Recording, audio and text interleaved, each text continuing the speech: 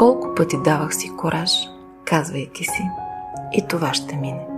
Колко нощи молех се без глас, утрото да донесе спокойствие. Колко сутрини загърбвах в душата проблеми, болки и копнеж. Поемах по пътеката на ежедневието да се боря с човешкия стремеж. Повдигайки глава със стъпки тихи, понякога без вяра, без крила, понасях на плещите си обиди от хора с душевна грозота.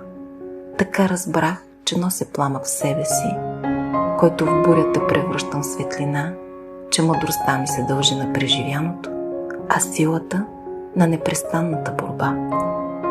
И може би не ще е днес или пък утре, но зная, ще настъпи онзи ден, в който болката ми ще замлъкне и ще си кажа: струваше си, ражда се човек.